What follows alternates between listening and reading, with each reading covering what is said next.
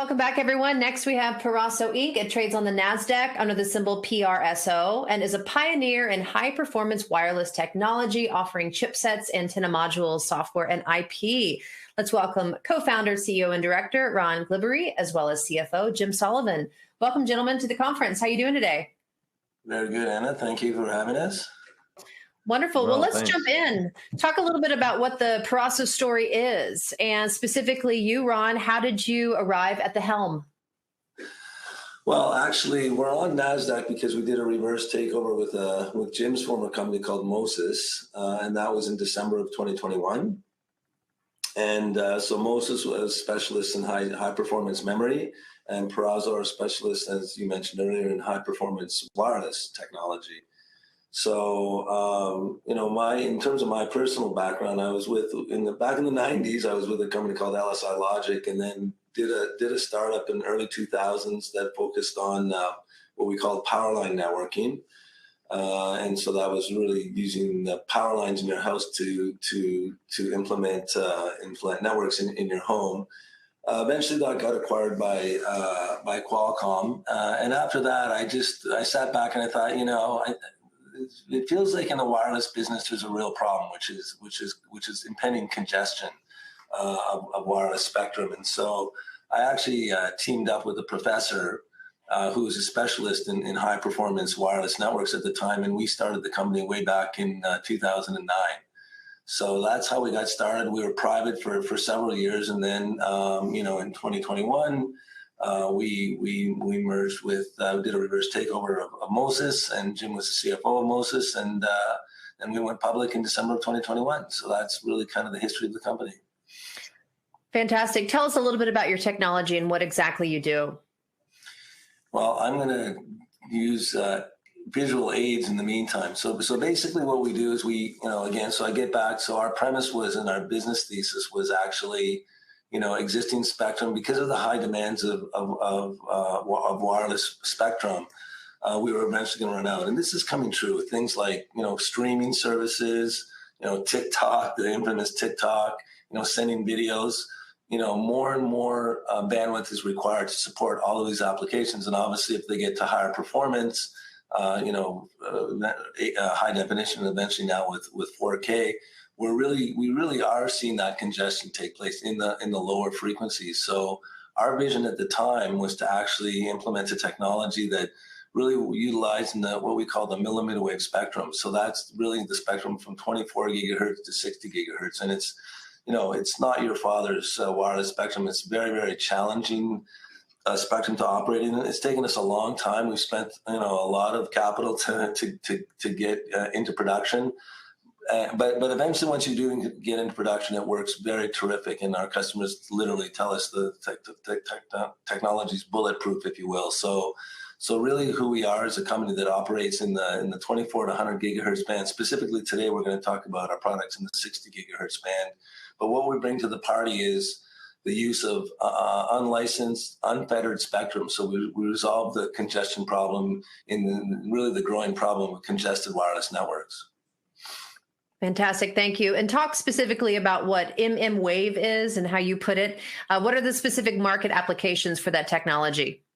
Well, thank you very much for that question. I mean, I've got, if the viewers can see my screen, like we're really focused on 4 primary markets, and all of them we feel are high growth markets. The first is what we call fixed wireless access. So that's really providing last mile technology for high speed internet. In fact, our data rates are up to 2.5 gigabits per second. This rivals any kind of fiber installation that you may come across, and it's also symmetrical. So basically, fixed wireless access. This is a real growing market within the United States, but also on a global basis. Actually, there's 2.6 billion people in the world with poor internet access, and we aim to satisfy all those people with terrific wireless access. A second market is what we refer to as tactical communications, a real problem that's emerged from both the conflicts in Ukraine and now the Middle East, is that the enemy has really figured out how to triangulate on traditional wireless.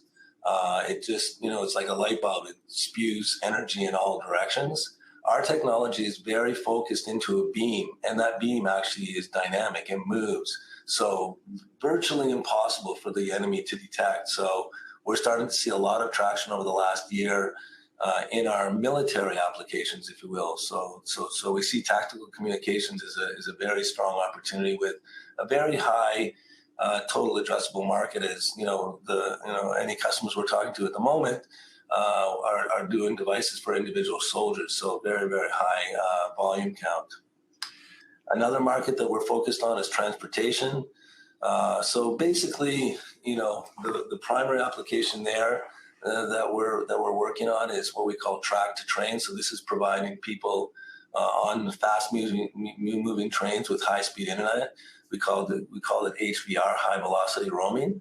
But there's other applications too, like uploads and fast uploads and downloads, and other applications in transportation. And finally, we got customers in virtual reality and high performance video. So these are the four columns of the applications that we're going after. And talk a little bit about how your chipset is disruptive. What else is out there, and what makes yours stand out? Actually, what makes, over the years, and we've been doing this for 15 years, it's a very simple answer to that question, which is nobody else could do it. So basically what investors are tapping into with our company is a company that is actually executed from a technology perspective. We like to refer to this as a very deep and very wide moat, if you will. And so what happens as you get into the higher frequencies is the wavelength of the signals becomes very, very, very fast. And that's actually the benefit of the technology. The downside of that is that it actually makes it very difficult and error prone. So it took us many, many years of iterating our technology at many, many technology layers to get it right. So, we have a dearth of competition because, other people have tried, including even Qualcomm.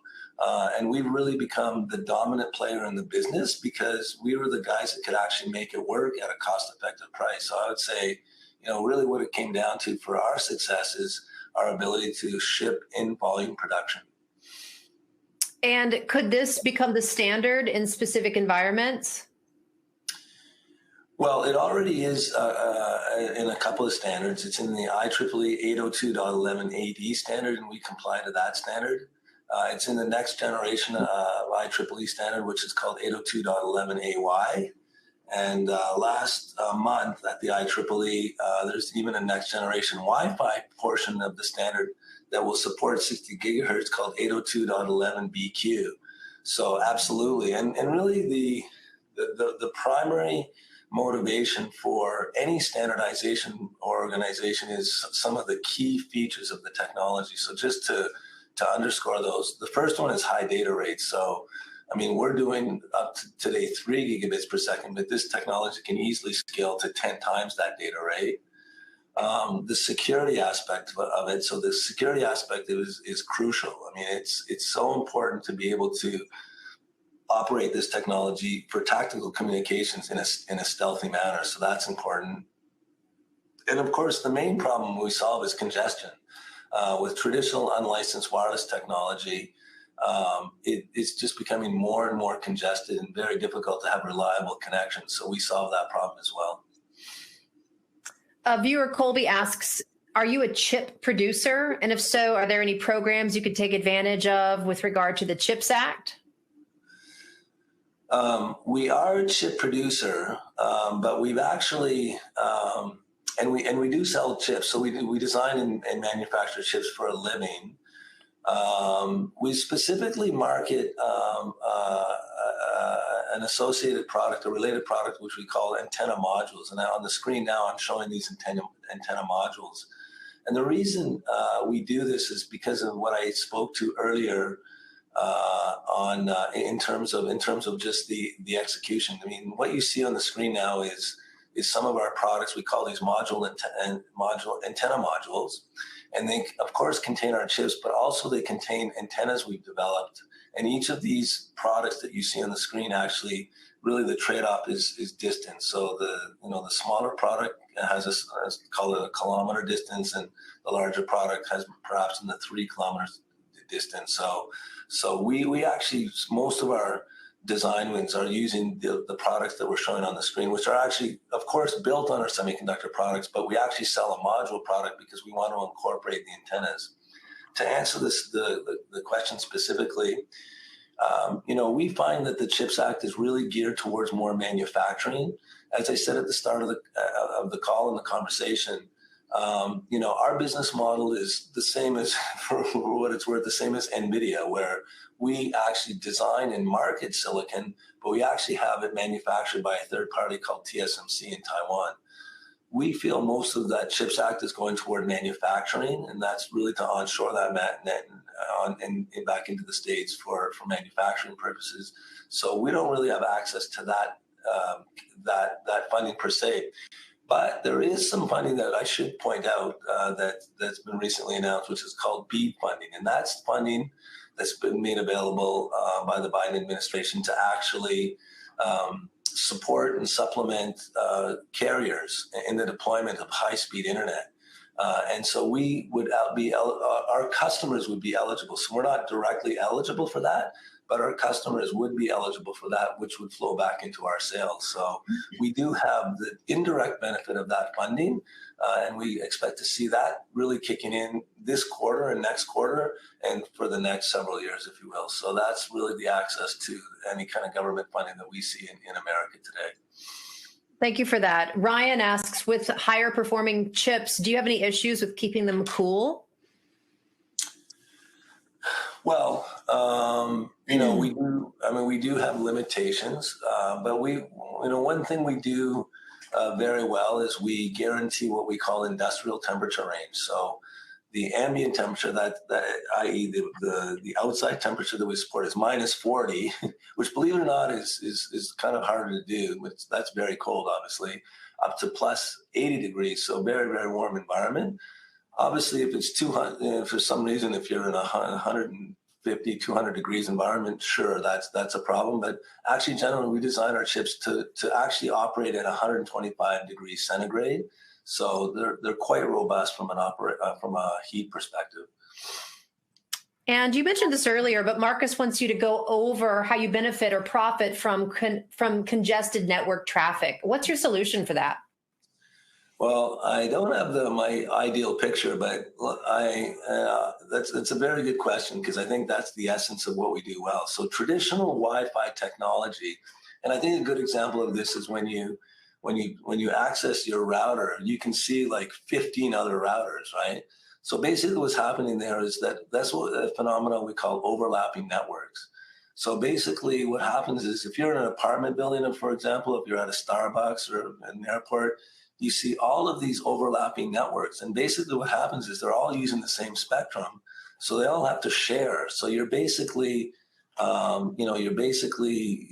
dividing the spectrum amongst many, many users. And that's really becoming a problem. As there are more and more users, they're getting bogged down. In our primary space, which we call fixed wireless, that's basically a showstopper, because what happens is people are expecting, let's say, 100 megabit per second data rates, but they're not getting it because everybody around them is trying to use the same spectrum. We do a couple of really important things. One is that we use spectrum no one else is using, and there's a lot of it. I mean, there's, again, not to get too technical, but there's 14 gigahertz of spectrum. So basically, we can divide up channels and use alternate channels very well. But another really important aspect of the technology, and the slide that I'm showing here actually is how we do it. We use, if you look at these antennas, they're actually not just one antenna, they're an array of antennas. And what that allows us to do is actually create a beam. So as opposed to having the energy spread all over and overlap networks and run into the problem that traditional Wi-Fi runs into, we make a beam that actually can coexist with each other. So we eliminate the problem of overlapping networks. So there's two primary reasons how we solve that problem. One is we have a lot of spectrum, and it's kind of greenfield spectrum, if you will. And the other is because of our beam forming, it allows us to avoid the concept of overlapping networks. And I really believe I think I mentioned earlier about potential standardization efforts. The reason that's happening is because of this problem with overlapping networks, and that's a problem we solve. And so you mentioned this earlier, but touched back on it. Alex asks about any military or Department of Transportation contracts you have in the works. We did announce our first contract, and our first contract was actually, I don't even think we were specific on which military it was, and I probably shouldn't, but if I go to I'm going to just, sometimes pictures are worth 1,000 words. So if you look at these soldiers with their Humvee, they've actually all got essentially mobile phones, but they're ruggedized military mobile phones. And this Humvee has a server in it, and it also has a satellite link. But the server specifically has like information like maps or any information that's relevant for these soldiers. So basically what the Army has done historically is these soldiers, believe it or not, used a cable. So just for security reasons, they were connected to their Humvee with a cable. And so now the Army is saying, well, what about using wire? And of course, they couldn't use traditional wires because of the security issues that I mentioned earlier. So the first contract we have is actually supporting soldiers like this in the field with our wireless technology. So that is a contract that that we've won and we're working on, and we expect to be in production in 2025. There's actually other contracts where we that are probably more confidential that have very, very similar applications. So we generally on the military side of things will probably just start reporting the aggregate military deals that we've won. Obviously, some of them are deeply confidential, and we have to be careful of what we can report. But safe to say that we're really starting to see some nice momentum there because of those benefits. And Ed Birch said you mentioned in current. Oh, I'm sorry. What products is your technology in currently, and how specifically are you scaling the different products? This slide gives you, I think, a good idea of what our funnel looks like. And so what I'd like to clarify, this is our funnel. So we have, if you look, so this is actually the number of customer engagements, not specific to the question in terms of product engagements, but I can mention like a lead customer of ours is a company called Ubiquity. Actually, I can go back to this slide. So if you look at this, for example, all of these products sitting on the roof have our chips in it. So that there's a company called Ubiquity who is our lead customer. They're shipping 8 to 10 products using our chips, for example, right? So that was our lead customer, and they're obviously supporting fixed wireless applications. So that's one example. But if you look at the number of, we have 8 customers in production, but that probably represents in the order of, I would say, 20 to 25 specific products. Those are all in fixed wireless. Fixed wireless is definitely our main source of design wins, I say, in this funnel. But really, I would think in terms of percentages, if I go back to, if I go back to here, I would say really today in terms of design wins, I'd probably handicap this at 60% fixed wireless, 20% tactical communications, 20% transportation, and 10% video. If I had to handicap how our design wins are broken out. I hope that answers the question. I'm sure it does. If not, Ed, you can ask another follow-up question if you like. A question from Kenna. With TSM producing your chips, do you see any potential issues, or do you have a backup plan for production if there is an issue with China or Taiwan? Well, I think I hope everyone knows, TSMC is actually building 4 plants in Arizona. So that's fundamentally, I think that's everybody's backup plan right now, frankly, is that. I mean, but our technology is pretty transferable. We could transfer to Samsung in Korea, for example. more on a friendly note, we could transfer to. We also have engagement with. We actually are building one of our chips already with Global Foundries in New York. So we are starting that transition over to America, actually, and we fully expect to do that with all of our. We eventually by 2027, all of our products will be built in America, or Europe. Frankly, I should take that back. I should be clarified. We have some manufacturing in Europe, but our main products will be transferring. We will be transferring production back into America. And Abdel Gonzalez asks, what does your R&D look like, and what's your growth plan? Well, historically, most of our capital has been spent on R&D, and that's really was the bulk of our expenses over like a decade. Right now, we have what we call not so much maintenance, but it's more development than research. Like for example, I would say probably almost on an exclusive basis, the customers that come to us, like let's say take the military in particular, they need some special tweaks that are not readily available. So frankly speaking, our R&D is pretty much focused on customer deployment, I would say today. The beauty of our architecture, by the way, is that it's very soft, if you will. It's very CPU based. And so that's really been a benefit to our company in terms of how our architecture looks. I mean, normally on a deeper presentation, I would dive down into what that looks like, but we control all of the software on our system. And so I would say from an R&D perspective, we continuously are refining right now, but probably half our efforts are going into very customer specific features that we need to get these design wins shipping in volume. So I think for the future, look, I mean, I can just tell you where we're going is today we're at 3 gigabits per second. Absolutely, look for, in the future, a 10 gigabit per second system. That's where we're going. We're the guys that can do that. We've already got the architectures figured out, and we're working on some of those already. So in terms of R&D moving forward, like everything, it's always getting faster, and we see ourselves going from 3 gigabits per second today to 10 gigabits per second in the future. And what's been the feedback from customers? Well, I'll give two specific feedbacks that I just gave to kind of an employee update. One update was from a customer who's shipping in very high volume, like thousands and thousands of chips a month. They called our product bulletproof, which is in the context of millimeter wave, which has historically been a bit tricky.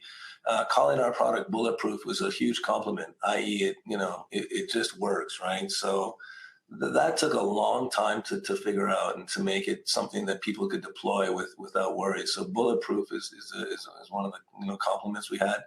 We had the other thing that I didn't really dwell on today, but one of the markets. So historically, our fixed wireless market has been more rural, and again with a customer like Ubiquity, it's been quite a rural market. But what's changed, and actually I can flip that up real quick here. What's changed over the last, I would say, year is that we've got 3 major design wins in what we call dense urban environments. And that's our ability to operate not in a very sparse environment like urban, but very dense environments. So for example, you can Google this in Los Angeles. One of our partners called WeLink has won a deal in Los Angeles to support 280,000 connections in East Los Angeles. And the reason they could do that is because we have an architecture called DOOM, which is dense urban networking environment, which allows us to support very dense environments as opposed to very sparse environments. So we've really come up with, we think, a terrific technology for those environments. We've won a deal in South Africa. We did announce in the second quarter our first volume shipment of $500,000 into literally the townships of South Africa. And you can imagine, like, we're talking every 10 feet. And here's an example where traditional Wi-Fi technology just broke. I mean, they were just dead at the end of their rope. And millimeter wave is the technology that they're going to use moving forward. And another example of this technology is in American mobile parts. Even though they in America, if you look at just like a typical example, they are dense environments, and so we support these dense environments, and that's really been a major change to our business over the last 12 months. Well, that sounds like good feedback and lots of potential. Gentlemen, do you have any closing remarks for our viewers today? No, I mean, I really appreciate everybody's time. We really appreciate everybody's time. Peraso is very, very technology rich company. We're in, sales mode now, just really executing, and we really just expect to see this growth over the next 5 years. Wonderful. All right. Well, thank you, Ron. Thank you, Jim. And we look forward to seeing you again in the future. Thanks for joining us. Thank you very much, Anna. It was terrific. All right, everyone, stay with us. We'll be right back.